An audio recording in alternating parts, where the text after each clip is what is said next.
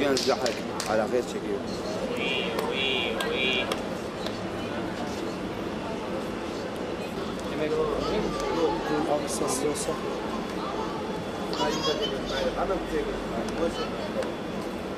Valla şu an eşimin durumu çok kritik. Yani doktorların söylediğine göre %40 yaşama şansı var.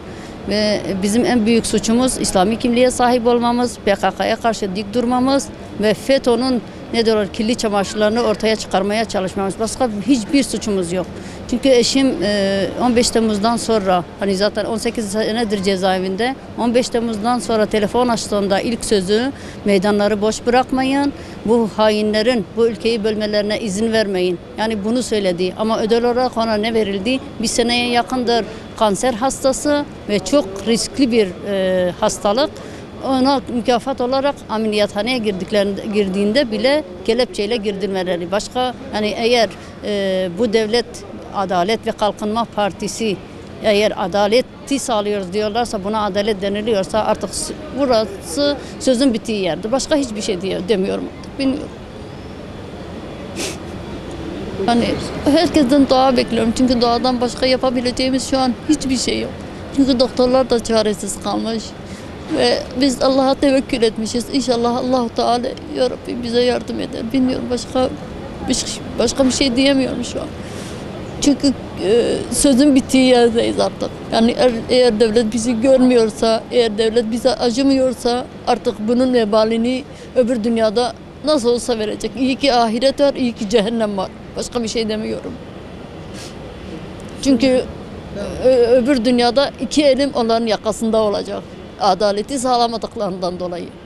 Yani eğer bir insan dayısı olduğundan dolayı çıkıyorsa ya da kavurmacı mıymış, bilmem ne miymiş, serbest bırakılıyorsa ya da Ahmet Türkler ne diyorlar, 1001 kişiyi öldürmüş olan hainler, teröristler serbest bırakılıyorsa, ya artık buna adalet deniyorsa ben bilmiyorum, söyleyecek söz bulamıyorum artık.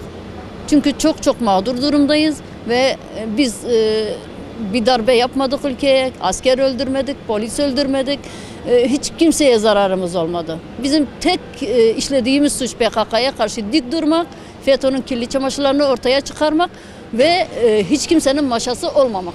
Bizim en büyük suçumuz bu. En büyük suçumuz İslami kimliğe sahip olmak. Hani Filistin'de nasıl Filistinliler İsrail'e karşı duruyorsa biz de o bölgede PKK'ya karşı dik durduğumuz için bütün bunları çekiyoruz. Aslında biz yani bütün Türkiye'deki Müslümanların ahını orada çekiyoruz. Yani biz PKK'nın yaptığı bütün zulümleri biz çekiyoruz en çok. Başka kimse çekmedi ve başka kimse de PKK'dan en büyük zararı biz gördük ve hala devam ediyor bizim yani mağduriyetlerimiz ama maalesef hiç kimse bizi görmüyor.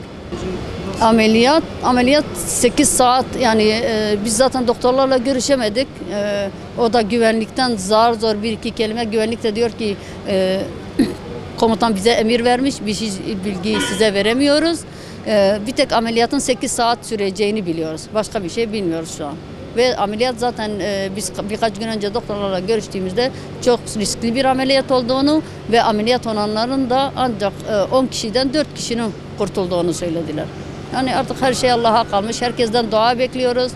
Herkesin de bu adaletsizliğe karşı bir an önce harekete geçmesini bekliyoruz.